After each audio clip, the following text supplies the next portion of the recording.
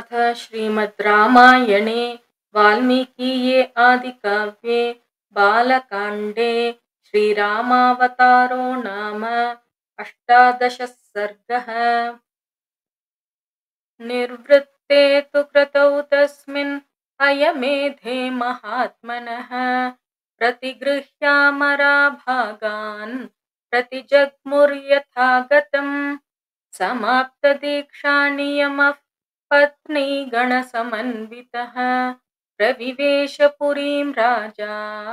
सभृत्य बलवाहनः यथार्हं पूजितास्तेन राज्ञा च पृथिवीश्वराः मुदिताः प्रययुर्देशान् प्रणम्य मुनिपुङ्गवम्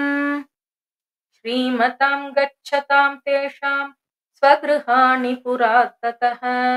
बलानि राज्ञां शुभ्राणि प्रहृष्टानि च काशिरे गतेषु पृथिवीसेषु राजा दशरथः पुनः प्रविवेश पुरीं श्रीमान् पुरस्कृत्य द्विजोत्तमान्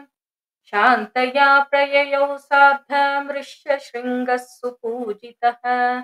अन्वीयमानो राज्ञाथ सानुयात्रेण धीमता एवं विसृज्य तान् सर्वान् राजा सम्पूर्णमानसः उवास सुखितस्तत्र पुत्रोत्पत्तिं विचिन्तयन् ततो यज्ञे समाप्ते तु ऋतूनां षट्समत्ययुः ततश्च 12 मासे चैत्रे नावमिके तिथौ नक्षत्रे दितिदैवत्ये स्वोच संस्थेषु 5सु ग्रहेषु कर्कटे लग्ने वाग्भटाविन्दुना सह प्रोद्यमाने जगन्नाथं सर्वलोकनमस्कृतं कौसल्या जनयद् रामं दिव्यलक्षणसंयुतं विष्णोरर्धं महाभागं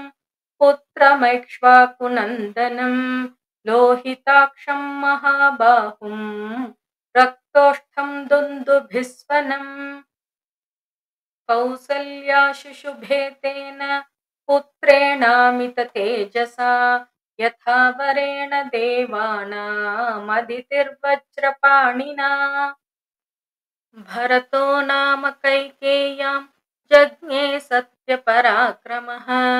साक्षाद् विष्णोश्चतुर्भागः सर्वैः समुदितो गुणैः अथ लक्ष्मणशत्रुघ्नौ सुमित्रा जनयत्सुतौ वीरौ सर्वास्त्रकुशलौ विष्णोरर्धसमन्वितौ पुष्ये जातस्तु भरतो मीनलग्ने प्रसन्नधीः सार्पे जातौ तु सौमित्री कुलीरेऽभ्युदिते रवौ राज्ञः पुत्रा महात्मानश्चत्वारो जज्ञिरे पृथक् गुणवन्तोऽनुरूपाश्च रुच्या प्रोष्ठपदोपमाः जगुः कलञ्च गन्धर्वा ननृतुश्चाप्सरो गणाः देवदुन्दुभयो नेदुः पुष्पवृष्टिश्च खात्पतत् उत्सवश्च महानासीदयोध्यायां जनाकुलः रथ्याश्च जनसम्बाधा नटनर्तकसङ्कुलाः गायनैश्च विराविण्यो वादनैश्च तथा परैः विरेजुर्विपुलास्तत्र सर्वरत्नसमन्विताः प्रदेयांश्च ददौ राजा सूतमागधवन्दिनां ब्राह्मणेभ्यो ददौ वित्तं गोधनानि सहस्रशः अतीत्यैकादशाहं तु नामकर्म तथा करोत् ज्येष्ठं रामं महात्मानं भरतं कैकेयीसुतं